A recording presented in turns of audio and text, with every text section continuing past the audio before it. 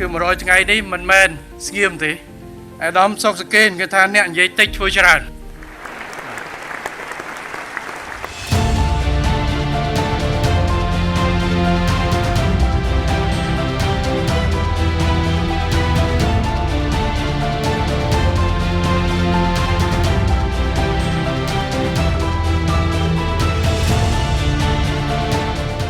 ការងារទាំងអស់នេះយើងបានរំលឹកផងដែរទៅលើបទពិសោធន៍របស់កម្ពុជាដែលយើងបានឃើញថាសន្តិភាពគឺអាចទទួលយកបានពេញលេញបន្ទាប់ពីយើងបានដាក់អនុវត្តនៅគោលនយោបាយឈ្នះរបស់សម្ដេច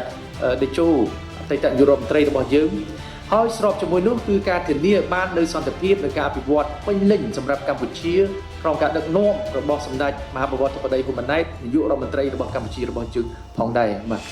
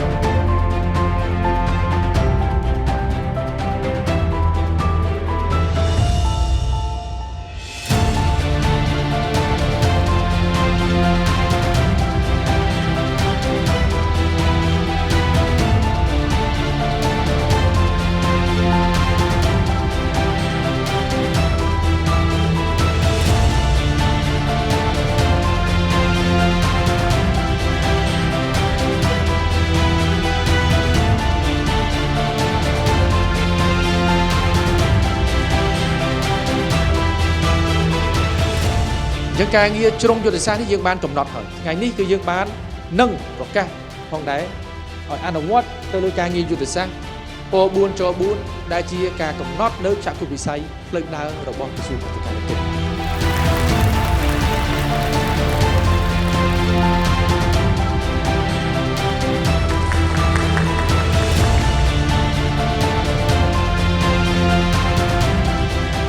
ក្រោមការដឹកនាំរបស់រាជរដ្ឋាភិបាលអាណត្តិទី7របស់សម្ដេចមហាបវរធិបតីហ៊ុនម៉ាណែតហើយនឹងសមាជិករាជរដ្ឋាភិបាលទាំងអស់គឺយើងនឹងខិតខំប្រឹងប្រែងបន្តនៅអ្វីដែលជាសមិទ្ធផលជាប្រវត្តិសាស្ត្រក្នុងការការពារនៅបូរណភាពទឹកដីនិងអធិបតេយ្យភាពជាតិយើងឲ្យខានតែបានពាក់ព័ន្ធទៅនឹងចំណុចនៃការចុះបញ្ជីបេតិកភណ្ឌរបស់យើងជាពិសេសប្រាសាទព្រះវិហារនេះ គឺយើងបានបង្កើតបាននៅយន្តការ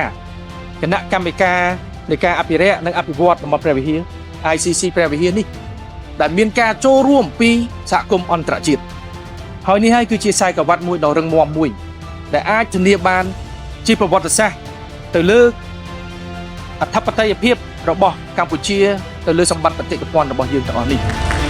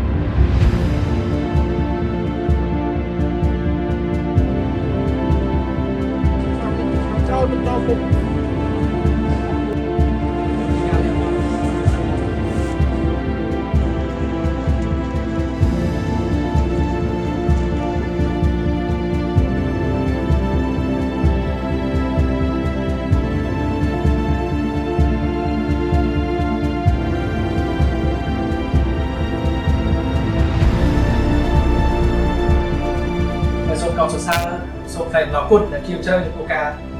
ចូលរួមការពារមុខបង្ហាញដែលជារបស់យើងទាំងអស់នេះបាទសូមជូនពរឆាប់ជាសះស្បើយដល់អ្នកផងដែរណាបាទ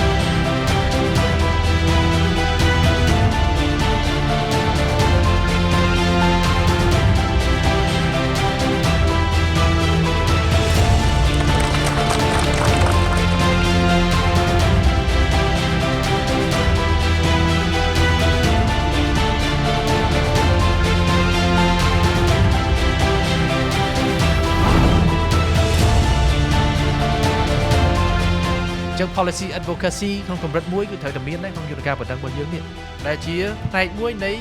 ការបូកបន្ថែមនៃព័ត៌មានដែលយើងបានពីយន្តការអធិការកិច្ចរបស់យើងនេះអត់តែពេញលេញបន្ថែមទៀតដើម្បីផ្ដល់ព័ត៌មានសំខាន់ៗជូនទៅដល់សម្ដេចធិបតី